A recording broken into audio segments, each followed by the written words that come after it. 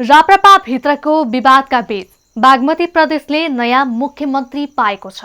नेकपा एमालेका किरण थापा मगर बागमती प्रदेशको मुख्यमन्त्रीमा नियुक्ति भएका छन्। एमाले, नेपाली कम्युनिस्ट पार्टी र राष्ट्रिय प्रजातन्त्र पार्टीका 63 जना प्रदेशसभा सदस्यको समर्थनमा थापाले सरकार गठनको दावी गरेका थिए। प्रदेश प्रमुख दीपक प्रसाद देवकोटाले संविधानको धारा 168 को उपधारा 2 बमोजिम थापालाई मुख्यमन्त्री नियुक्ति गरेका हुन्। तर थापाको नियुक्ति भन्दा ठूलो चर्चा अहिले उनलाई समर्थन गर्ने राप्रपा भित्रको विवादले पाएको छ। राप्रपा संसदीय दलले थापालाई समर्थन गरे पनि पार्टीको केन्द्रीय नेतृत्वले उक्त समर्थनप्रति असहमति जनाएको छ।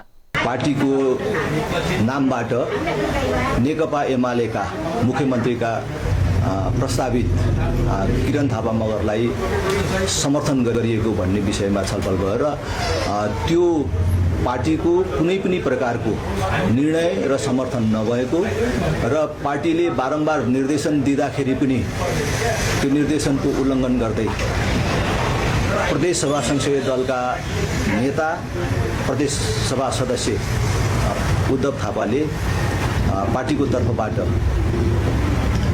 समर्थन छ भन्ने पत्र बुझाएकोमा निजलाई चाहिँ हिजै अनुशासन समितिले स्पष्टीकरण सोधेको थियो र समयमा जवाफ समेत नदिएको र उक्त सिफारिस अथवा समर्थन फिर्ता पनि नलिएको सन्दर्भमा आज बसेको कार्य सम्पादन समितिको बैठकले उद्धव थापालाई पार्टीको साधारण सदस्य र प्रदेश सभाको सदस्यबाट समेत पदमुक्त गर्ने सिफारिस गर्ने निर्णय गरेको छ। बिहीबार मुख्यमन्त्री नियुक्ति भएका थापा मगरले पद तथा गोपनीयताको शपथ समेत लिइसकेका छन्। तर नयाँ मुख्यमन्त्रीको राजनीतिक यात्रा भने निकै रोचक छ। राप्रपाबाट राजनीतिक सुरु गरेका थापा अहिले एमालेबाट बागमतीको मुख्यमन्त्री बनेका छन्।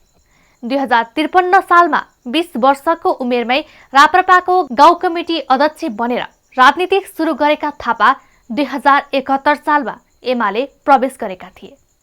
2074 सालमा सूर्यविनायक नगरपालिका 8 को वडाध्यक्ष बने। 2079 सालमा भक्तपुर 2 कबाट प्रदेशसभा सदस्य निर्वाचित भए।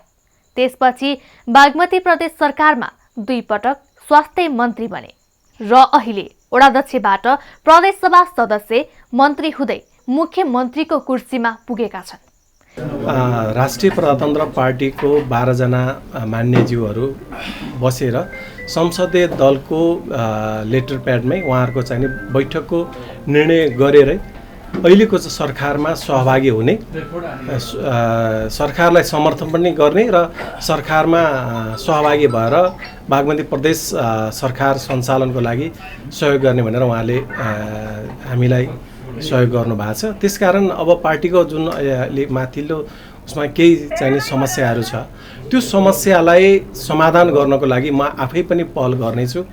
विशेषतः राष्ट्रिय प्रजातन्त्र पार्टीका अध्यक्षज्यू, पदाधिकारी, कार्य सम्पादन समितिका सदस्यहरू सबैसँग म बसेर एउटा यो बागमती प्रदेश सरकारको जुन डेडलक छ त्यो डेडलक फुकाउने काम त राष्ट्रिय प्रजातन्त्र पार्टीले गर्यो। त्यसकारण पनि हामी जनप्रतिनिधिहरू, हामी मान्नेहरूको एउटा नैतिक जिम्मेवारी पनि हो यो चाहिँ प्रदेश सरकारलाई अनिर्णयको बन्दी बनाएर राखिरहनु हुँदैन। त्यसकारण पनि हामीले यो अहिलेको चाहिँ राष्ट्रिय प्रजातन्त्र पार्टीका मान्यज्यूहरूले यो बन्धनलाई फुकाउने काम गर्नुभएको छ। म उहाँहरूप्रति हार्दिक आभार एवं धन्यवाद पनि व्यक्त गर्न चाहन्छु।